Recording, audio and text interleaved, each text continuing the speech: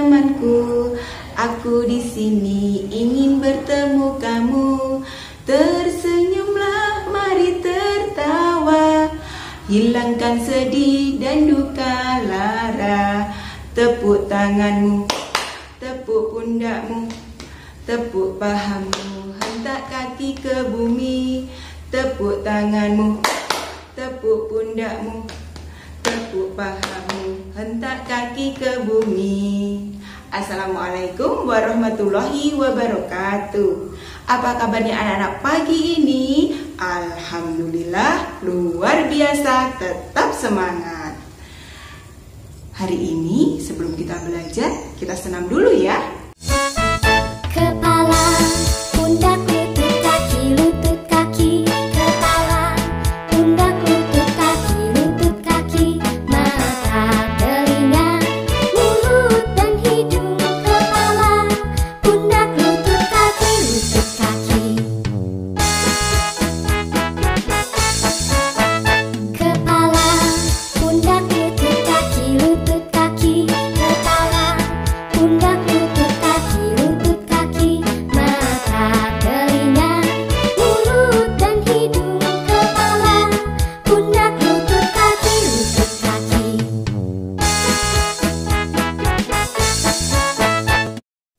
Masih semangat ya anak-anak? Hari ini kita akan belajar tentang tanaman pelindung. Apa itu tanaman pelindung?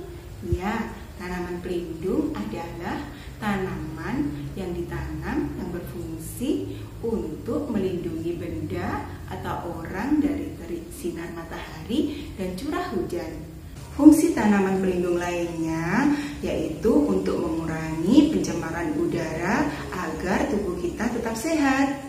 Di sini kita akan belajar macam-macam tanaman pelindung yaitu pohon mahoni, pohon trembesi, pohon beringin, pohon angsana, dan pohon karsen. Nanti anak-anak bisa melihat video berikut ini.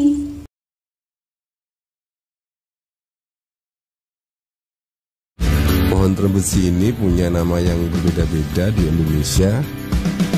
Ada yang menyebutnya pohon hujan, ada juga yang menyebutnya kalau di Jawa itu pohon meh, ada juga yang menyebutnya pohon suar, munggur. Pohon ini bisa tumbuh sampai usia di atas 100 tahun. Sebenarnya kegunaan pohon ini sangat banyak. Selain sebagai peneduh, juga mampu menyerap karbon dioksida. Jadi bisa mengurangi emisi gas yang tidak diinginkan di sini. Batang pohon ini ketinggiannya mampu mencapai 30 meter. Hebat kan? Sementara diameternya ada yang sampai 1 sampai 2 meter. Gede banget tuh. Selain dimanfaatkan sebagai peneduh atau pohon yang mampu menyerap karbon dioksida, kayu trembesi juga bisa dimanfaatkan untuk bahan pembuatan rumah dan juga bisa digunakan untuk bahan perkakas atau perabot rumah tangga seperti meja, almari, kursi, dan lain sebagainya. Untuk ciri-cirinya mungkin kita belum mengamati dengan jelas selama ini. Daunnya berbentuk bulat memanjang, panjang daun antara 2 sampai 6 cm dan lebarnya antara 1 sampai 4 cm. Tepi daunnya rata, warnanya hijau dengan permukaan licin serta tulang daun menyirip. Bunga tanaman ini berwarna putih, ada bercak merah muda pada bagian bulu atasnya. Indah sekali sebetulnya bunganya. Sementara untuk buahnya biasanya berbentuk panjang, warna coklat kehitam-hitaman kayak pada tayangan ini.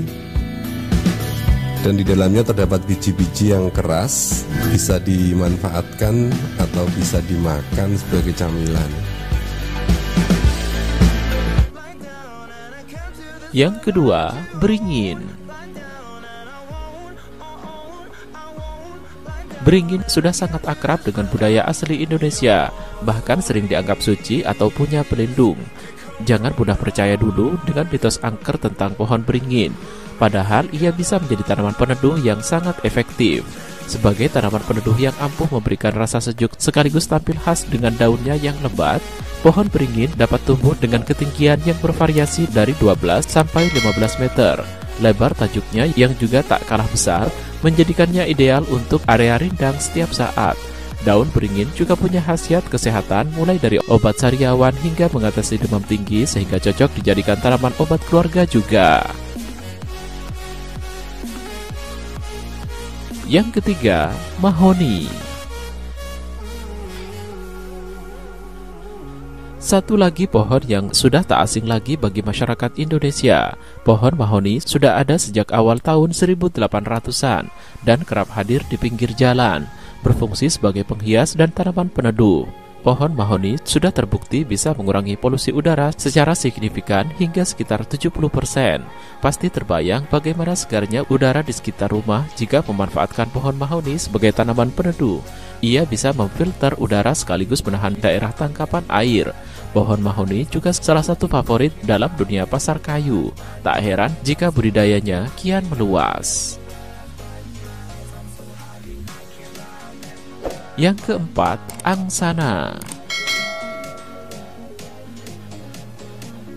Cocok dengan iklim daerah tropis. Pohon angsana bisa tumbuh mekar dan subur tanpa harus dirawat secara khusus. Alhasil, tanaman peneduh angsana pun jadi primadona di beberapa kota di Indonesia. Dengan dedaunan hijau yang serba asri, pohon angsana cocok menjadi tanaman peneduh karena tajuk lebat serupa kubah dan juga cabang-cabang yang berdekatan dengan permukaan tanah. Satu lagi hal unik dari tanaman peneduh ini adalah getahnya yang berwarna merah bening, sehingga kerap dianggap berdarah. Tapi jangan khawatir, getah pohon ini jauh dari kata berbahaya, malah efektif untuk berbagai bidang kesehatan sampai tekstil.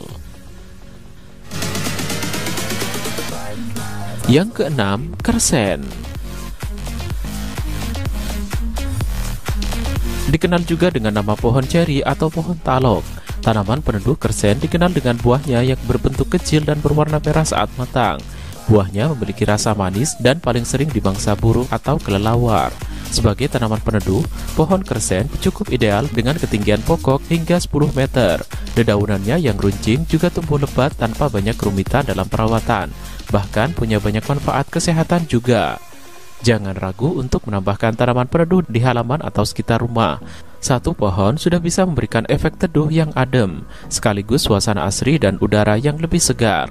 Selamat menanam tanaman peneduh. Nah, itu tadi macam-macam tanaman pelindung. Tanaman pelindung itu tadi tetap harus kita jaga dan kita rawat. Kita jaga kerimbunannya supaya tidak mudah tumbang. Belajar bahasa Inggris dan bahasa Jawa ya. Belajar bahasa Inggris dan bahasa Jawa. Bahasa Inggris pohon tree. Batang terang. Ranting branch.